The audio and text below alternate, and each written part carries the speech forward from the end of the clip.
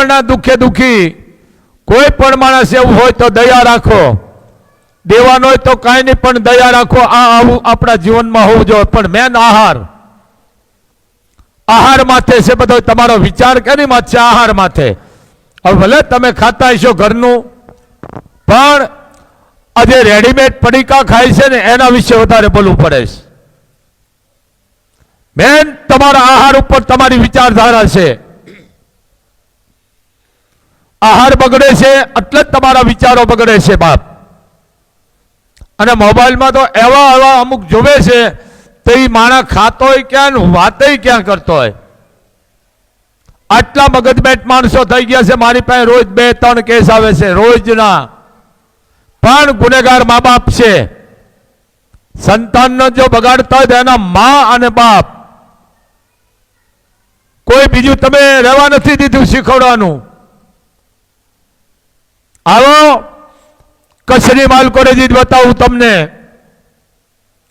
કે જે દીકરીઓ ભરત કામ કરે છે કે આમ હામાં માંડાય તો આપણે એમ થાય ધન્ય છે આ દીકરીઓને બહેનોને.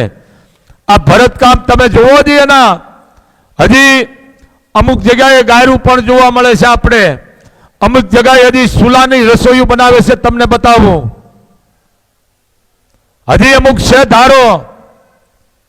હવે રેડીમેડ કરી નાખ્યું બધું. રેડીમેડ કરી અને ઘર આખું રોગ થઈ જાય.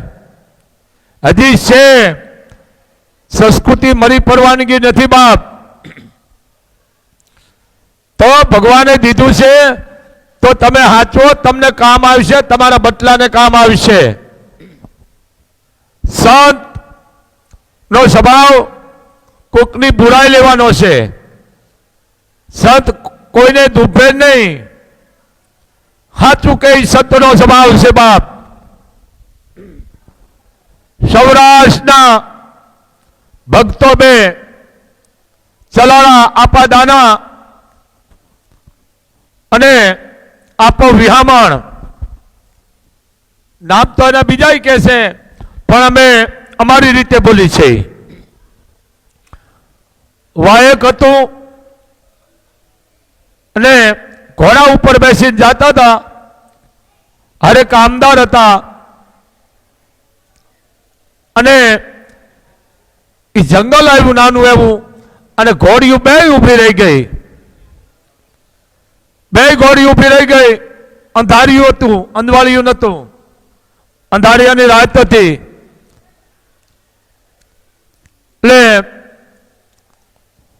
આપા વિહામણે કીધું કોણ? કળસવાનો અવાજ આવ્યો.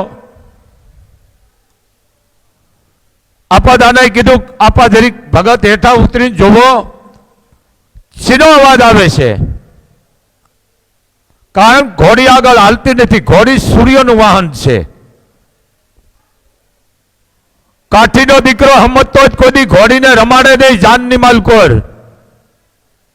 હું એ વાત કરીશ. પણ એ સૌરાષ્ટ્રના સંતો હેઠા ઉતરાન કણાસવાનો અવાજ આવ્યો.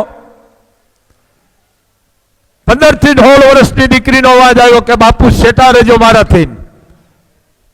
કેમ બેટા? કે બાપુ મારા માથામાં ઊંડવી થઈ છે.